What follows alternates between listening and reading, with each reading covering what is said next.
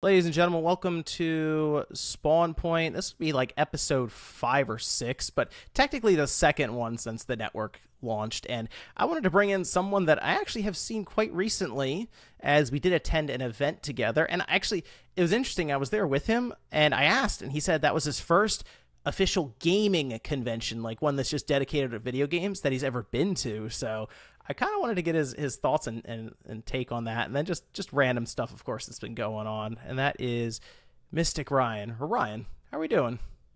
Doing all right, John. Nice to see you again. Yes, yes. It was very interesting. It's one of those things where you talk with somebody for a while online, then you see them in person, and you're like, oh yeah, okay, you are real. All right, good. This was a big turnout though. This was at Too Many Games. It was towards the end of June, but it's right in the Northeast, so it's 15 or 20 minutes outside of Philadelphia. And basically, for people in the Northeast, it's generally a drive. Like, you can at least get there without having to fly. But some people come from all over. Some people we talk to in the, whether it's signings or like at the panel, that, I mean, they flew there from like across the country and stuff. So it's grown quite a bit. But you took a bit of a trip, didn't you, to get there? Yeah, for me, it was a drive, a manageable drive, about 5.5 hours. It's one of those things where I probably should have always been going to it and just never got around to it. But now that I finally did, I'll try and make it out every year. Okay. Okay. Yeah. I mean, it's one of those things where for me it's not a long drive, so I go up there every year because it's like, why not? But I feel like if I had to plan it out a bit more, I'd have to at least think about it a bit. It's one that I've been going to for a long time. You can look up pictures, because I was looking for pictures of it to post up for thumbnails and stuff. And there's a few I caught from like 2012, and it's so much smaller. There was one where it was like in a hotel room, kind of like one of the ballroom things. So it's grown a lot. Now they have the conventions that are open all the way to the back, just about. But we had a pretty good time. Right, Friday we got there, and we immediately went into our panel that night, which that's the first like panel I think you did too, right? Yeah. Yeah, I need to get the video of that, because it was fully taped. They did a really good job. It was way more professional than I was expecting from that angle. But I need to get that, because it was basically an episode of the podcast just in person, and it was a pretty good time. Had a lot of questions asked and all of this, and you did good, Ryan. You did good Oh, thank you. on stage. Yeah, you did Felt, good. It was felt natural. yeah, it was a good time. But the real stuff started when we actually walked around, and I don't want to give too much away, but Ryan went on a bit of a spree there. Yeah, I mean, I obviously it's like there's tons of vendors, and so it's like, all right, it would be cool to go there and see John and the Spawncast crew and meet up with a few other channels that I've always known for a long time, and meet fans face to face. That's always such a humbling experience. But like, full stop, I'm like, all right, there's vendors. I'm buying. Let me bring some cash and see what I can make happen. You want to give anything away? I don't even know what I'm gonna talk about what I picked up, but I mean I guess the sort of tease here is that I'm like, all right, I'll bring 1,000 cash, and if there's certain things there, if I see it in person, if I see a good copy, I'm gonna buy it, I'll do it, and so it happened. The spoiler is you had to hit the ATM. I mean, think about that. I Not did. for like the big game. That was just me being a little greedy because there's more shit there that I wanted. Oh, the last day. So, John left like it was on the last day, like right before close or Mhm. something. You kind of split off, right? And I was hanging out with Ant Dude, and I'd ran into another boxed Game Boy game for like Oh, you 60 did. bucks. Oh, so people don't know. And We have to stop for a I minute. People don't know this, Ryan. And yeah. this kind of surprised me a little bit too, because I think they see you on YouTube, and they see you as you're just the PlayStation guy. So I figured you were there for PS1 games. I'm like, he's gonna look for those complete non-cracked jewel cases, and you roll in. You're like, where are the Game Boy games? Like, oh, okay, go on. That's like the high I'm on, dude. Like, I don't know. I mean, I wanted PS1 stuff, but there was just nothing there that I don't know was catching my eye. Mhm. But yeah, that last day there was like a complete in box. I think it was super. I don't even remember. I'm gonna have to double check. But It's like $60, and I had no cash on me because I was totally tapped out. But I looked at the guy and I was like, "Do you take credit?" He's like, "Yeah," and I was like, "Oh shit." That's how they get you. Yeah, most of them now do. Before they didn't, but slowly it's worked into where everyone has their little square ready to go, and it's more weird now that they don't take cards than if they do. But I will say, if you take cash and you're prepared to haggle a bit, you can generally get some deals, especially on Sunday. But I picked up a few. I got a Game Boy SP 101. It was You did a little bit of shopping. I was D-pad a expecting little more sticky. out of you. I got some. I did get some GameCube stuff too. I saved some of them for another eventual like pickups video, but I showed some of them on camera the other day, and it was Sonic Adventure 2 Battle. I found that in like, I mean, pristine condition, black label, not like the greatest hits, disgusting yellow label at the top, nothing like that. So, and that game has become way more expensive than it should be. What does that go for? It's almost $100 now for it. Oh, really? For a complete one that looks good. It's usually between $80 and $90 now, but I think like a year and a half ago it was like $50. So it's one of those things where it's doubling in price almost every 2 years or something. It's crazy. So I wanted to get that. I really like that game, Sonic Adventure 2 Battle on the GameCube. A lot of memories with that one. But otherwise, I got like the Scorpion King. That game's not very good. It's a pretty bad game. Think that was cheap, huh? Yeah. I don't. Are your games gonna make it into a pickup video? Everything that I picked up. Yeah. Yeah, I'm sure it'll show up at some point. I don't know how I'll phrase it or whatever, but oh man, that's the thing. You got some good stuff too. I know. I've got them like tucked away. Like they're not like logged in like the library because I know I'm gonna pull them out for something. So okay, you got them stored away. You got them ready to go. All right, they're put aside. You want to give one away? You want to just brag about one of them? Because you actually got some that I was a little shocked the condition versus the price for them. Oh, like what? You don't have to give away the big one. That one, that's got shock value to it. I don't know. I was surprised to see Nightmare in Dreamland complete in box for about 100 something. You picked that one up. There was another Kirby game there too, because we looked at two of them. Amazing Mirror. Amazing Mirror that was the other one. Yeah. The Amazing Mirror was in amazing condition, but this was at the same vendor that had the other kind of big ticket item that I wanted. So that was like, we're talking like 80% of my budget would have went on 2 games. So I was like, all right, maybe I can't get Amazing Mirror. So I passed on that one. But if we're talking Kirby games, that was like $250 for Amazing Mirror, and then Nightmare in Dreamland, which I prefer, was $100 something. Yeah, so the box art on that was nice though. It's so hard to find these Game Boy Advance games like without the box being crushed or torn up, or so you see them pristine. That alone makes it look really cool. But the cover art for that one is really nice. So as a lot of Game Boy stuff flying all over the place there with Ryan. There was something else he got though too that I think was great was the shadow box. Yeah. Just getting decor for the house. Yeah, that's how it is. You just gotta hang stuff up upstairs. That one's clean looking though. I like that one. I need to get one of those at some point. But seven's a good one. I like the look of it and everything. Let's see. Went around shopping. We saw the wrestling event. You got to take a picture with Grove Street. Oh, that shit was so cool. They look so good. We got to meet Charles Martinet, nice guy, and we got David Hayter he buried Sean because Sean didn't come through. That was lovely. He's an interesting guy because he just likes walking around doing the snake voice. He just goes in and out of the voice constantly. Even when we're back there, and I think he was eating, and he mentioned something, he just went into Solid Snake immediately and then came right back out of Solid Snake. Yeah. So if anyone wonders, yes, David Hayter loves doing the voice so much, he probably goes to the bank and like immediately goes into Solid Snake when he talks to the teller or something. So I appreciate that. I appreciate just always having Solid Snake around when we were back there eating Nutri-Grain bars. It was great. It made me feel a little bit safer. Right, if I'm being honest.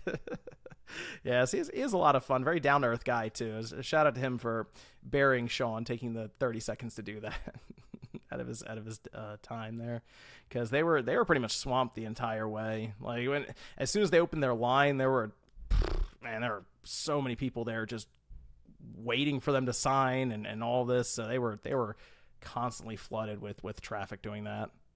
But yeah, they're just straight working the event the entire weekend. Yeah, they were. I feel like they did pretty well though, because I think it was I don't know, like $20 or $30 per autograph or something. So I'm sure they did They're pretty good there, I'm sure. They made out all right.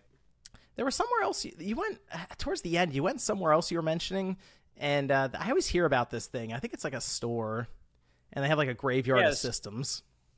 Yeah, there's like a local vendor, and I feel bad for not remembering the name, but Ant was telling me about it, and he's like, hey, after the last day, we're gonna wait a few hours, wait for them to get back to the store, and get us situated, and then we can hop over to their actual local retail location and just check out some of the games they have. But they've got a basement, which is just a general like storage area, an overflow area for all their product that they get in, and it's like a graveyard of consoles, which is like kind of sad, but also extremely cool to be around. So I was like, all right, I got to be a part of this. I got to go check it out. So it was, it's like such a cramped sort of basement when you start walking down, like with the stairs, but just even walking down, there's just a ridiculous amount of hung AC cords for like various consoles all strewn about as you're walking down the stairs. You're like already getting a sense of like, oh my god, what am I about to walk into? And then you turn the corner and it's like 5 aisles that you just see lined up, and already it's just like there's no room. I can't believe they've got it packed this tightly with just so much hardware. That seems like something I'd have to go and like film, like a trip there and go down the aisles and look at stuff. And I don't know, it seems like an experience. Yeah, I would have liked to do that. Obviously, it was kind of like a last minute thing that we weren't necessarily looking to set something up, but it was just a lot of like a graveyard of systems. Like some had stickers on them saying what was wrong with them. A lot of them don't though, and a lot of them are cosmetically pretty rough around the edges. Like of course I was drawn to checking out some of the fat PlayStation 3 models. There were PS3s there. Yeah, a lot of PlayStation 3s. Really? The fat ones, of course, take up a ridiculous amount of space because they're 11-pound monsters each.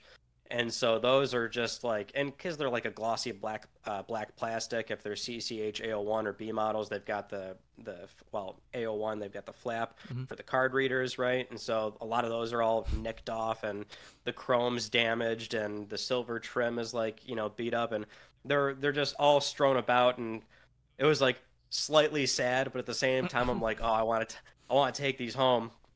And then they've got like a back area that you can't even like physically walk to, but in the distance you can see a bunch of like complete in box. I think it was Sega Genesis.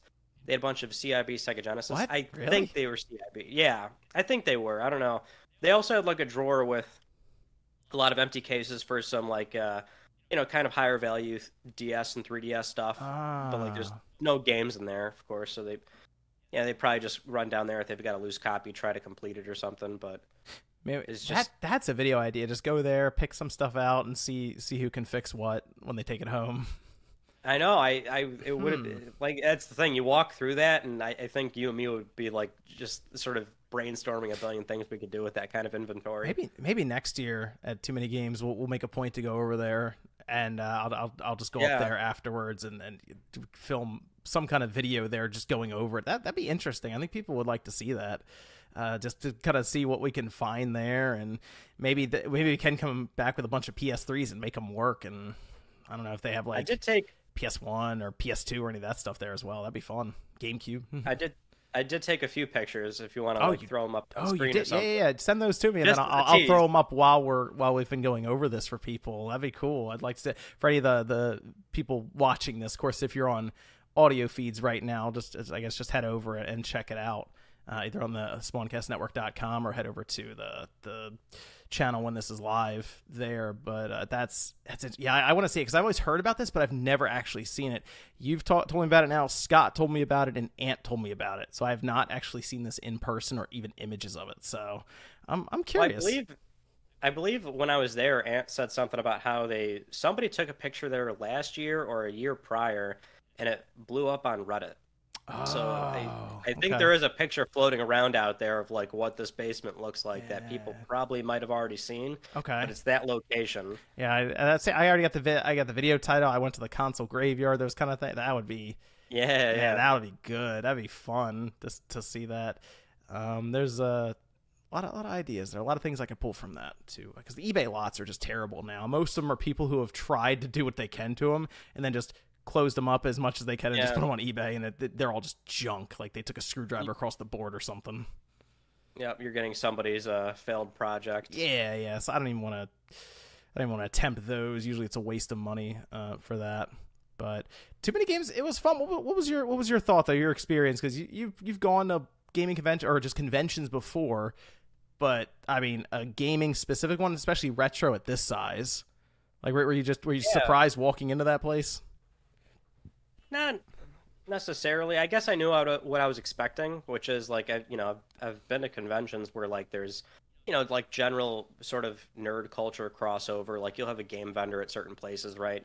But I was expecting that. It's just that every vendor would be for video games or gaming related. So it was about what I expected. But the most enjoyable part, if I'm being honest, was just being able to see you and meet fans and all that, right? Having that sort of in-person experience, which considering this is like coming out of, I mean, you've been doing it for a long time, but like this is also coming out of like the whole COVID thing, right? And so being locked inside for a long time, and I generally like to be outside and travel and things like that. I love traveling. Oh, wow, okay, cool. One of those weird things where I don't know why I never got around to going to things like this, but that was like the most enjoyable part for me, easily, outside of also spending a lot of hey, those about to be write-offs when they make their way into videos. There you go.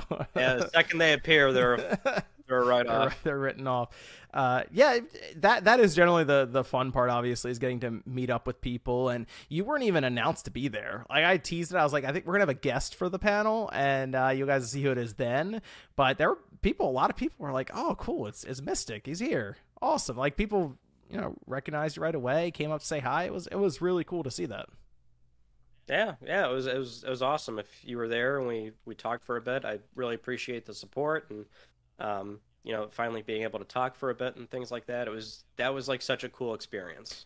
I think next year we're gonna have to have you announced as being there though. Like I think we're gonna have to do the whole thing for you. Okay, so people will know in advance to come out and see you. So it was, maybe it was cool to like just slink in at the last minute there. Like nobody knows. Well, people found out eventually. People found out there. I did notice Ryan was playing Pokemon Go quite a bit there. I noticed this one. I was a little surprised. I didn't know people were still playing it like that. But you said, hey, they're still full on like gatherings for it and everything. Yeah, so for the sort of educational part, because I know this is the joke I get all the time. Oh, it's still 26. No, okay, so 2016, yes, like the general population died off. But this is the Pokemon IP. Of course, it's powerful. So there has always been a community of players after that drop off. I've been a day one player the entire time, so been there for the ups and downs through the entire game. I think people tend to forget that, obviously just because you're very PlayStation centric on your channel, right? I think people tend to either forget or not know that you're like a big time Pokemon fan, Game Boy fan even, right, from what I've seen now. But definitely a big Pokemon fan, dating back for a long time. The fact that you're still playing Pokemon Go right now should tell people a lot with that. But I mean, the game itself seems to have gone through some issues, especially in the press. Actually, can you explain to me what that was? Because I see it, and then people in the comments will try to tell me. But they only have so much they can type, and to be honest, so much I feel like reading at times because it's like an entire book of stuff, and I'm like, wow, I don't. They're trying to go back to like the origins of the game. There's a lot. Okay. I mean, it's technically a live service game. It's been going on since 2016, so it's had those, obvious controversies that pop up throughout its time. I mean, the most recent one is, I guess, when COVID happened, it's very much an AR game. You have to play it by leaving your house, and so Niantic incorporated a bunch of things that make it a bit more conducive to playing stationary, so increasing the radius of spawns and your ability to spend stops. And then this is when there was a pretty active raid community going on, so you could raid Pokemon and raid bosses. And obviously you shouldn't be encouraged to leave your house and go meet up with other people at a public outing, right? So they added remote raid passes, so you could remotely raid Pokemon battles.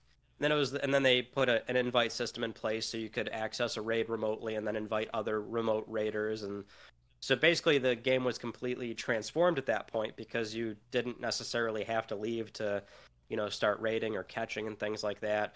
But once all the COVID restrictions were lifted, it's like you can't put the toothpaste back in the bottle, right? Like, this is how people play the game now. And so it was them trying to roll back those changes, which has been a huge, they've seen a tremendous pushback from the community that want to keep playing the game like that. So, and the most recent controversy is that they increased the prices of raid passes substantially. Oh, okay. I see that the microtransaction price went up on that one. Interesting. A lot. Oh, really? Yeah. Oh, wow. Okay. Because they're trying to push people back outside, so they're making the regular raid passes for in-person events more favorable versus paying out the ass to keep remote raiding. Okay, so they've eliminated some of the convenience that people were seeing when they could just stay at home. They now feel like they have to go outside and like navigate the everyday world to get to these things now. They want it to be they want it to be go back to the location-based gameplay that was pre-COVID. Sounded like it was almost just like a regular video game then at that point, where you don't necessarily have to explore. I know, outside, yeah. Basically, yeah, more or less, which it completely goes in the opposite direction of what the whole game was about. So okay, that's what it's about. Okay, that makes more sense to me then, as opposed to I was trying to decipher what people were exactly saying. So the timeline, that's especially with the COVID and lockdowns and all that stuff. Okay, I get it now. So I mean, it seems like Niantic said to go through some issues in the background now, but their main focus is still Pokemon, which makes sense. That's where the money is. So I don't know. I'm not sure what else they do with the game at this point other than just keep adding Pokemon and I guess building up raids and all of this. So yeah, I mean, I could talk about it all day. Big Pokemon. I've got my own problems with it. Where's the Pokemon Go channel, Ryan? You gonna do a Pokemon Go channel? Where's that? That boat was long gone. I mean, there's already a wave of channels popped up when the game launched. That was crazy. I remember when Pokemon Go came. I mean, I was playing it. I was like, let me check this thing out, dude. It was stupid popular for a good year. Like, it was a solid year where you would just always see people on their phones walking around playing Pokemon Go, no matter where you were. It was crazy. But it's definitely the channels were really big then too. I guess they kind of still are. Specifically, like, I see Pokemon card channels are massive. I was actually surprised you weren't picking up cards when you were there too. You were looking for the games. You were playing Pokemon Go, but you drew the line at the TCG. You have to draw a line somewhere. Man, the TCG, really? You only have so much money and time, so I have to have a cutoff. I can't get into the TCG. I just thought, well, I mean, you have like a favorite Pokemon that you collect around, which you've made evident in your videos, and even when we were there, you saw a card for there it is, Typhlosion. Yep, you saw a card for Typhlosion. I bought this at the store, and I bought this at that game store, at the last game store that we went to. Okay, yeah, that's right, and you saw a card for you. Like, I might have to buy that card. So it was interesting to me that no TCG, a big Pokemon fan, but none of the trading cards. They just never got into it. Well, I mean, of course I like them, but you have to draw a line somewhere. You have to. Jordan is really, really big in the collecting the cards, right? And he told me that at one point he has a room that's like half of it is just full of cards. That's how many cards he has. And it's just mind-blowing the amount of cardboard stacked up in there for these cards. But I mean, he has some cards that are worth ridiculous amounts of money that he's collected successfully, but he has to go through thousands of commons and uncommons to get to that, that shiny rare and all that. So it's not like I don't like them, but like you have to pick your battles with hobbies like this, especially ones that take a tremendous amount of time and money. Right. Like, I just can't do it. I live vicariously. Jordan's great. You know why? Because I get to enjoy the visual stimulus of it and not have the heartache that it takes to accomplish that kind of collection. So it's people like Jordan that make it a lot easier for me to make that decision. And technically, you could buy one card for your favorite Pokemon and hang it up somewhere or something. So you just buy it online. Yeah, that's interesting though. All the Pokemon stuff, but no cards. Usually, it's like I see people getting the cards all the time, but they stay away from some of the other more expensive stuff. So that's interesting. Okay. Well, the really interesting angle of this is that Pokemon Go has birthed birthed a new generation of players that have never played anything or seen anything with this IP. They've never played the Like, older games. they've never nothing. Oh, Like, that's not even disgusting. video. Like it's usually like it's usually like older folks. Like older Yeah, oh, folks okay, yeah. download the game and they like to walk outside. So like when raiding started in 2018, yeah, you'd go to like a big raid boss that comes out, and there'd be like 15, 20 people like in the local community, like in Buffalo, and I know this is the case for pretty much all major cities Mhm. that have that have a big player base for the game.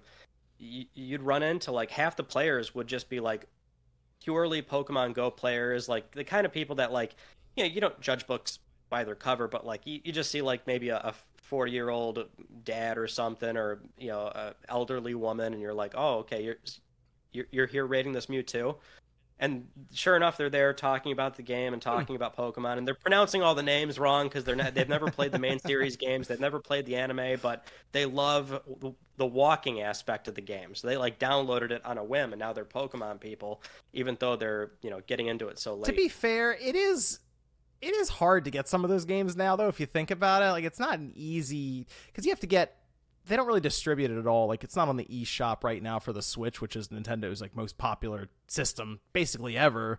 It's on the 3DS, right? They had it on, but then they shut down the shop there. So it's something you'd like to see them do, even go back. I think the best move, because it's the Pokemon company, not necessarily just Nintendo, go back, get Red and Blue, or even Fire Red and Leaf Green. I think Red and Blue would be cool and Yellow, and just put them on cell phones. Say, hey, look, here they are. They're going to make them like $20. Hey, they're $20. It's like, that's it. Yeah, they could charge for them easily. These are $20. I don't see them ever doing that. No, but to me, that's like so much money and exposure for the brand. It would be ridiculous. But yeah, people have asked for it on the Switch NSO, and the fact that we haven't seen it yet does make me wonder if we ever will, because to me, that's what you almost launch the thing with. Hey, here's Pokemon Red, or here's Pokemon or Yellow. It's part of it. There you go. But I guess they will have Pokemon trading card game, which have you ever played that one? Just the game, Game Boy, Game Boy. The Yeah, on the Game Boy. No, I never had. Loved that game. I am like legitimately hyped and waiting for it to release on NSO. I will play it in a video. I will play it. It is one of my favorite old Game Boy games. It was so fun, and it's like that nostalgia of the original set for the Pokemon trading card. I think they still had Fossil in there, but I know it was like the first edition run with like Jungle and all this, and then some Fossil. But it's when like the things were more simple, I guess. But that was a really fun game back then. They never localized the second one. It was only ever in Japan, unfortunately. Yeah. Unfortunately. But there's also, you never played Mario Golf either. I was trying to sell Ryan on Mario Golf on the Game Boy Color or the Game Boy Advance, and I realized something because you were explaining this to me. You didn't know it was an RPG. No, I mean, the thing is, you did sell me on it. Like, I was totally on board. I'm like, all right, perfect. If we see this thing complete in box, I'll buy it, which did not happen. Yeah, but he turned his nose up at the cartridge. It was right there. He's like, nope, I need it complete. It was now I need the cardboard. It's it's a really cool game, and people don't know, and like no one really knows that it's actually like an RPG disguised as a golf game, just about. But it's you said that fun. That and tennis. Tennis was also the same way. It has a storyline where you join an academy and everything, and you make your character better by playing matches and training. It's kind of like Virtua Tennis on the Dreamcast. Not quite to that level, because in that game you would knock over bowling pins with your tennis balls and stuff to try to get like better, so you do all these mini games, but same idea. You get better as you progress, you level up different abilities and skills for stats, and then you go and you win the whole thing. So it has that RPG element to it. Create your character, build them up, win the whole thing. So it was that and golf. Surprisingly in depth for a Game Boy Color or Game Boy Advance game.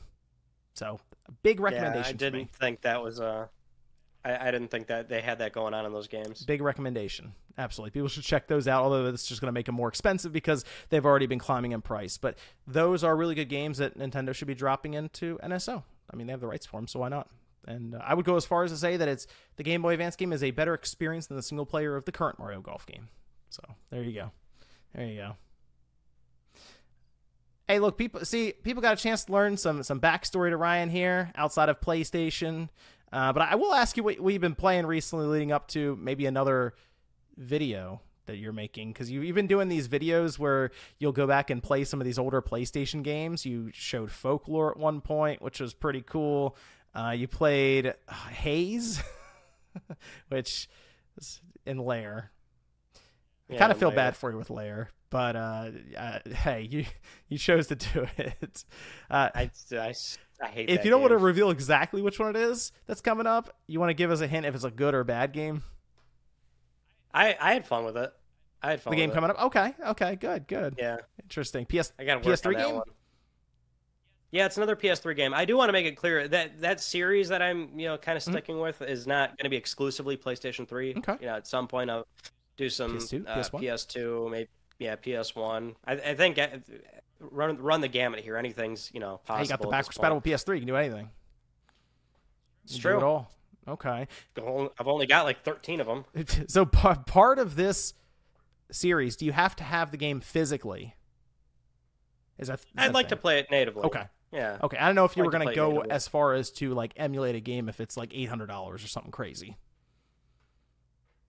I mean, there's titles like that I'd like to own, but I haven't seen the crossover of me wanting to own them, but I also want to use them for a video just yet. Okay. So, but I'm sure that would happen at some point. I do try to play natively in most cases. Right. I mean, is it mostly just like on your PS3, or do you actually break out? You're going to break out the PS2 and the PS1. It depends on the context of the video. Like the memory card thing, I thought would have been cool to have native PS2. Hardware for the capture of seeing the memory card and exploring it on that. I could have done that on a PlayStation 3 through the XMB, but I feel like it would have added to the sort of presentation of that video for using real PS2 hardware. In the case of, let's say, I'm just going to play a PS1 game from start to finish, I'd probably do that on a PlayStation 3.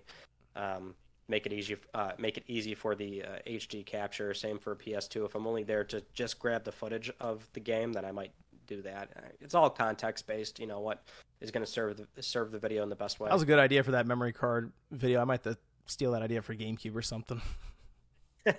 Yep, that pretty much. I mean, that's the thing, right? When as single platform coverage, and then you've got this sort of jumping off point, like when you did Xbox 360 Online. Yeah. Yeah. That was fun. The Xbox 360 one, but original Xbox is back online now as well, and I'm gonna have to try that. Because I did a modification to one of my original Xboxes. I'm technically working on it right now because I was waiting for some stuff to come in. But it gives like system level support for the new Insignia setup to play online, and they keep putting more and more games up. So I will have to try that at some point. But that and like all these other older systems are like all of them are going back online. It's very interesting. The Dreamcast, you can still play things like Quake 3 online. So it's so pretty all cool. these private communities reverse engineering how the game's network protocols were and getting them back up. It's really awesome to see. Yeah, it's cool to be able to experience that, even though it's not as robust as current online setups. I think it's cool just for like the sake of I don't want to say preservation, but experiencing even the old days of the struggle at times. I think it is preservation. Okay. Because that's what they're doing in most cases, is just trying to completely emulate exactly how the games functioned back then. Yeah. That's why it's a lot of reverse engineering to figure out, in terms of the network communications, what the game's looking for between the players, and so it's preserving the original experience of playing those games online. It's awesome. It's unfortunate because like there's one game I wanted to play online with someone, but no one's online for it. It's Stranglehold. On the Stranglehold. Dude, it still has online, and it's one of those old like janky onlines where you have to make a room and then people join it. There wasn't like really matchmaking, I don't think, for it. And I made it, and I also searched for rooms. No one had them, but that game was cool, and that thing is never getting backwards compatibility. Nothing. I mean, it's stuck. It's not going anywhere with those kind of the licensing around it and all this. That was such a cool game on the PS3 and the 360, and that's what I had fired up 360 for that video. And I just put it in there anyway because I'm like, it's Stranglehold. People need to play this game. It was fun. I enjoyed that one. I just had the Max Payne slow down time, but it was so cool. It worked in like the hard boiled like setting really well. I just bought that last year. I recommend playing it if you have never played it. Awesome game. It's really, really fun. Yeah, played the demo, but I picked it up recently when I went to Vegas. I think because I was there to play Pokemon Go, and then after Pokemon Go, I went to a local retro game store and bought Stranglehold. I think the PS3 version came with a copy of Hard Boiled, I think. Yes, so that's the edition I bought. It was like a special, like a John Woo edition or something. Yep, comes with a movie. And that was the one with the movie. That was a big deal. I think it's all on one Blu-ray. Yep. That was a big deal back then. That actually was kind of flexing the PlayStation Blu-ray muscle. They would add a bunch of stuff to it that the 360 disc couldn't have on one disc. So that, and I remember that one was a big deal at the time, and Final Fantasy 13 was a big deal because the 360 had all the compressed cutscenes, and it was split across 3 discs or whatever, but the PS3, 1 disc, 1 Blu-ray, and it was all like uncompressed and it looked nice. So it was that Blu-ray advantage came through a couple times there during that generation. So it certainly did. Yeah. But that's kind of our experience of Too Many Games, and a little look behind the scenes there with Ryan. I wanted to kind of talk to you about things outside of just PlayStation. People seem surprised whenever that comes up with you. Like we had you on the Spawncast before, and we talked about Nintendo stuff or Microsoft, but definitely like Game Boy and Pokemon and stuff. And you're right there, and people are like, "Oh, I thought he just did PlayStation stuff." No, Ryan does it. He does a lot. I've tried to push him. I don't hide it. I've tried to push him a couple times to do even a second channel, just talking about things outside of PlayStation, because he has a lot of knowledge on these games. I love the games industry. That's why I do this. Yeah, you could do a whole other channel just doing whatever you want, and I guarantee it would work well. See this is the fun thing about doing just single platform coverage. I can do it really well because I'm only covering one platform. So I'm covering topics in certain areas of that platform that somebody like you is not going to be able to reach everything. I get to do that, and then when directs pop up, when there's a Microsoft presentation, I can just enjoy them. See, that's the advantage. Yeah, I don't work them. I cover them, so that's yeah. So that's the advantage. I like my approach of doing just one system. Okay. And then I get to reap the benefits of not always stressing out when, God forbid, anything happens in the industry. Oh, that'll work. Ryan, thank you for joining me today. Thanks everyone pleasure talking. Thanks everyone tuning in. We'll do it next year with Too Many Games, so people should come out and see us. I'm trying to get like all the Spawncast out there next year, so you can meet up with all the other people too, Ryan. But I think that would be a lot of fun to have like one big panel and all of this big meet and greet there. It'd be a good time. But definitely check out Ryan over on his channel. It is linked down in the description, whether you're on the podcast networks or on the channel. And check out the Spawncast Network at spawncastnetwork.com. Go over, see how you can support the network, all the cool shows going up there, and we'll catch you guys next